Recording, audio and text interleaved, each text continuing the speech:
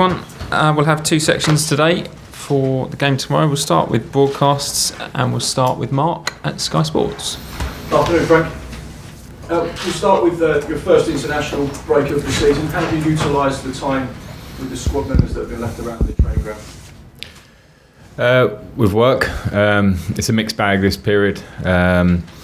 So we lose a lot of players. We've got a lot of internationals. So the ones that were here have been working and resting. You have to give them some days to spend with their families, which we did at the front end of it. And working, more on condition really, because we're still in the early stage of the season. So there's not so much tactics you can do without the big group. But the lads have worked hard. We now have the players back, relatively decent and fit, in large, and we're ready for the weekend. Ralph Hasenhüttl took his side sailing, Eddie Howe took his side played pigeon shooting. Did you do any team building or anything like that? Unfortunately nothing exciting to tell you. But no, I sometimes I think there's a time and a place for those things, and I respect that, and we will look at those things. But I think sometimes also, it's been intense pre-season. At this level now is intense, away from families a lot. So if there is an opportunity to give up, I think they prefer to be with their families rather than with me on a clay pigeon shoot or something. One of the key positives over the course of the international break was, of course, Mason Mount making his debut for England, a player who perhaps you invested in personally because of the link from Derby and obviously how he started this season. How proud were you to see him get that opportunity? I was really proud. It's only the work that he's put in since being a young boy. We've all seen the pictures of him in a young Chelsea kit years ago, and his dream has come true on two levels of making his full debut for us and England now. And now I would say the hard work begins, because this is where the scrutiny ramps up. He came on, I thought he did well in both games. For the minutes that he played, he looked bright, he looked as we expect Mason to be. And now he needs to go up the gears and continue with his progression, because I think there's a lot more. Mike Riley's been speaking publicly about VAR, obviously 4 games into the new season. As the MD of the Elite Referees Academy, he said that there's been 4 mistakes that have been made so far by VAR in the early stages of this season. Is that something you agree with? Are you happy to see that admittance that they are making mistakes and things need to change? Well, I won't agree with 4 because it was 5, because we had one at Norwich which was a penalty on Aspilicueta that didn't get reviewed. So I think that was probably, from my point of view, all managers will probably have their own ones that they think, but that was a clear penalty. So maybe we should have all expected a bit of an in-between moment or process where we're all coming to terms with it. I don't think any intentions are bad. They're definitely not, from when I've seen VAR up close and how it works behind the scenes. They're trying to get everything right. And what I will appreciate is the admittance that maybe there are a few things that haven't been quite right. And we need to try and nail it down as a group. So I get that. We'll all work together. It's here to stay at the moment as we stand. And let's try and get it as well as we can. It's still not easy. It's not as clear cut as everyone imagines, that you get a video replay and all of a sudden everybody's happy. It's obviously not that way, but if they have the humility to say that we can all improve, that's a good thing. Up next in the Premier League for you, Wolves, a side that have already played 10 competitive matches since coming back from pre-season. They've only lost 1. Gives you an indication as to how tough the weekend will be and the form that they're in. Yeah, a very good team.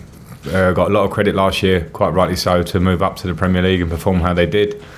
A good way of playing, a style that is, 3 at the back and very dangerous in terms of their attacking players, what they can do to you. A great record against the so-called bigger teams last season for a reason, because they defend well and counter-attack really quickly.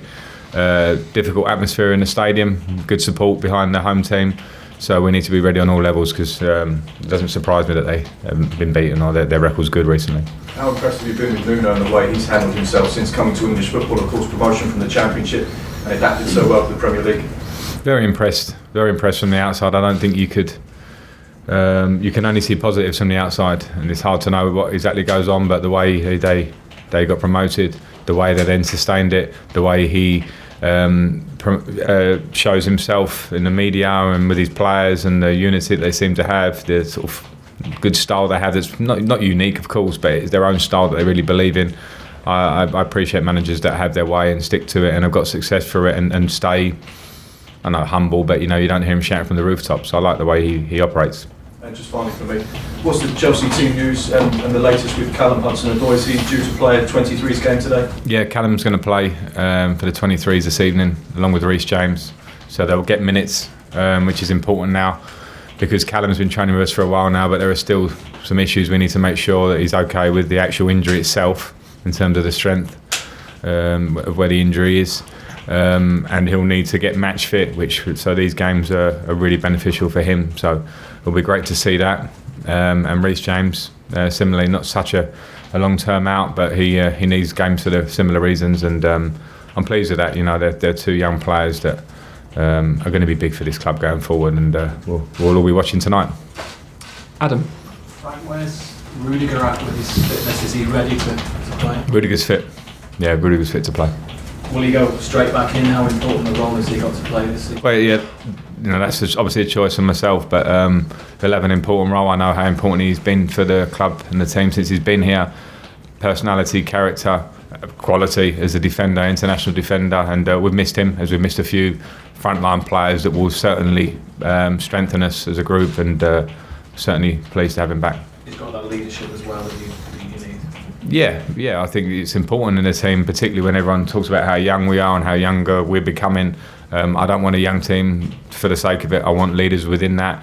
Rudiger's not old, but he certainly needs to take on the responsibility of being a leader. I see it in his personality that it has to be channeled, obviously, in the right direction, and he can then be very influential himself for the team, but also to Hudson-Odoi and Tomori and Mason Mount, all these players, as happens when you become slightly more senior, more experienced, and he's certainly ready to take on those roles. How would you assess Tammy Abraham's development this season? Well, very good. I'm delighted for Tammy with his goals in the last two games.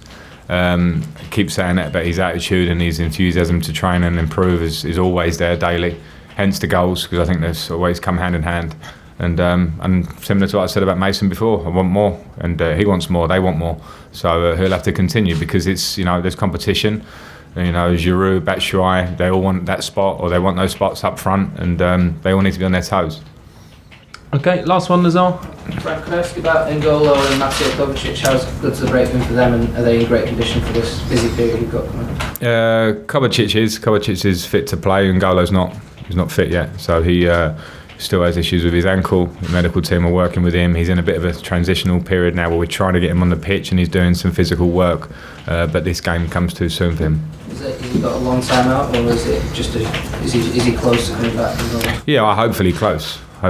Yeah, I think I don't want to jump the gun, because we're waiting for improvement for that final step to get him, you know, where we want him to be on the pitch, obviously. But hopefully that will be within the next week or so. And again, alongside Rudiger and Willian and Callum and Ruben, big players that are going to really up our level, because they're going to compete to play, obviously. And Pedro's okay as well? Pedro's fine, yeah. Okay, cameras off, ple's. We'll do the dailies now.